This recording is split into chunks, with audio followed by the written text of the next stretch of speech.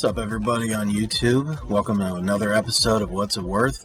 I'm going to be going in to see Alien Romulus, so wish me luck.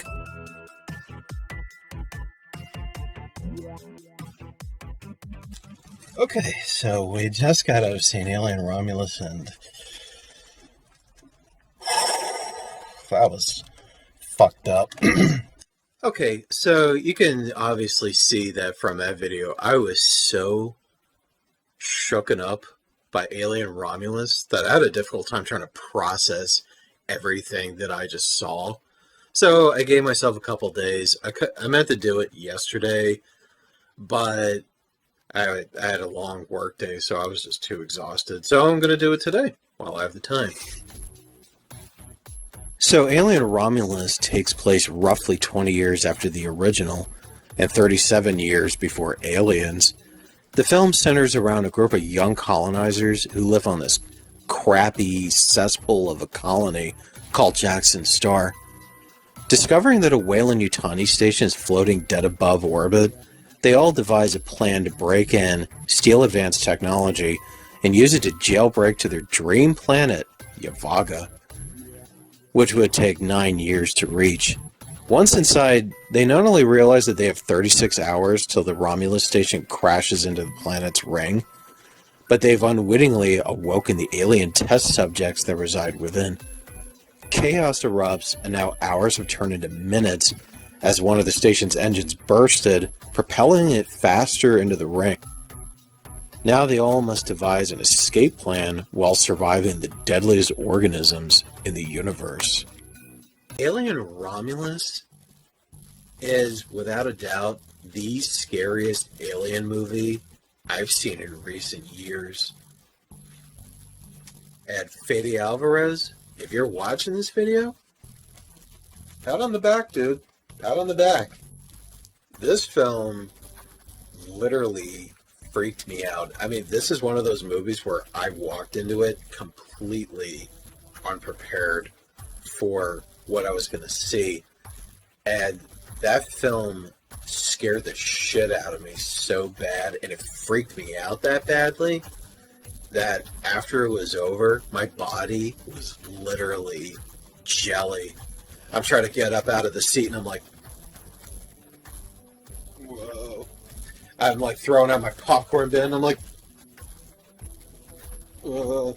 And standing outside the door, I'm like, my legs were just like wobbling. I'm like, okay, stop. Like, even in the car, my hands were like still shaking. I mean, that's how terrifying it was. The gore factor in this film was off the charts gruesome. I mean, this film is not like your traditional alien movie. You think you're going to walk in seeing the same old deaths? Sort of, but it's so, like, off the charts graphic that makes you go, holy shit. And I'm glad they did that because they brought back the practical effects that brings out the horrific realism of what made the Alien movies so good in the first place and so memorable. Perfect example, Navarro's death in the film, her chest burst scene was just, it's nasty and graphic. My reaction to that was but it also has other horror factors that it's more psychological. You get claustrophobia and, of course, the sense of dread that Fede Alvarez exceeds in. But that chest burst scene was so much better than Covenant. Covenant's fucking sucked. Okay, now remember that rumor that went around about Isabel Marquez being involved with a xenomorph? There was a scene, and it was described as so disgusting and so disturbing that the cast and crew had to look the other way. I'm not gonna describe what happens, but yes, you are gonna want to prepare yourself for it. If you haven't seen the movie yet, you're gonna want to prepare yourself, because I don't even want to remember what just happened, because I just went, oh. Now, how they built the bridge between Alien into aliens was very well craftily done, because it starts out like Alien, and then it slowly and it builds its way up to feeling a lot like Aliens. Speaking of aliens, thank God Disney funded this film, because they brought back actual xenomorphs, like people in suit, animatronic xenomorphs, not that out of proportion digital piece of shit that you see in Alien Covenant, or these cartoonish looking ones like in AVP Requiem. No, they brought xenomorphs back, and they look exactly the way that they're supposed to look. I'm happy. And they also brought back the retro tech from the first film leading into the second film. So I was like, thank you. Which, that's what the prequels were missing. Thank God they brought it back in Romulus. Thank you. Thank you, thank you, thank you. Now, this film does have a couple downsides. I hate to be a dick. As much as I've praised this movie, and I love it, this film does have a downside, which, I mean, nowadays, what movie doesn't? So one of the downsides is, yes, you kind of expected it, the characters. With Romulus's characters, they're a little bit better than the prequels, but they're not quite as good as the originals. Now, the reason for it is because in the originals, each actor brought some kind of uniqueness and charm that kind of makes their characters a bit more colorful, and they stand out in their own way. Whereas in Romulus, because they're new faces, you get the impression that these kids aren't really given too much to work with, so they kind of come off as a little dull, maybe slightly tedious and lame. However, they're not like the prequels, because unlike the prequels, Romulus's characters are believable. At first you think their characters are being rushed, like in Covenant, but this is one of those movies where their characters reveal themselves as the story progresses. Example, Kaylee Speeney's character, Rain. How they built her up was very well done. Now, I hate it when some movies, they introduce someone who's a badass right off the bat, and they come off too hard, and they overdo it, and it kind of ruins their character, and it kind of ruins the movie, too. Now, with her, she doesn't come off as a badass. She kind of starts out as this run-down, beaten into the ground young girl who's just praying by some miracle her life's going to change for the better. And then between that, losing her friends to the aliens, and then the company trying to screw her over, Rain is pushed to her emotional and psychological limits to where she eventually fights back, and that's, in my book, that's actually believable, because there's a lot of us who've probably been through that at some point. You just get to the point where you're just tired of being chewed up and spat out, and then you just decide to throw the first punch. Another interesting character, which I knew that he was going to be pretty much the only interesting character in this film, is Andy, the android in the film. This character stands in a class of his own next to David, Bishop, and Ash as one of the best android characters. Oh, even Samuels from the Isolation game. How David Johnson portrays him was pretty interesting. Andy is written and portrayed in a way where you actually feel sorry for him. He's basically he's this very gentle, harmless android who you end up kind of looking at him as almost like a special needs person. That's until he has this little disc that's plugged into him, and he turns into this cold, calculating, almost like an anti-hero character running under different directives that benefits the company and not Rain anymore. Now, in every horror film, there's always the one character that really amps up the sense of dread and the horror factors, and that's Isabella Marquette's character, Kay. In the film, she reveals to Rain that she's pregnant.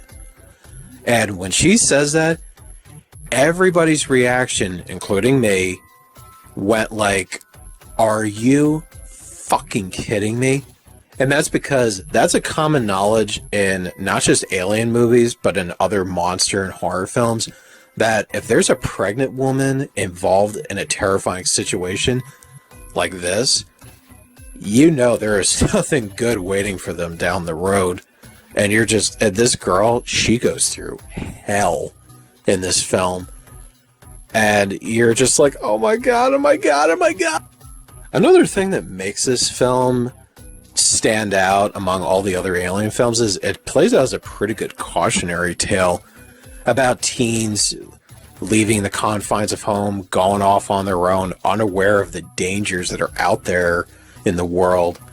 And when they come across it, it's like a life and death situation they have to try and survive. And the fact they're just kids, it just amplifies the horror factor even further. And you're just like, ugh. The downside is when Andy kills one of the xenomorphs. This is the corniest moment of the film. He kills a xenomorph and he says, "Get away from her, you bitch." Really? Another thing that I wasn't too crazy about was how they integrated the prequels into this film. But they only touched up on the good aspects of the prequel. They mostly touched up on Prometheus's elements and not so much of Alien Covenant, thank God. I mean, yes, I was kind of hoping Romulus was going to lean away from the prequels, but because Ridley Scott's the producer, there's no hope of that.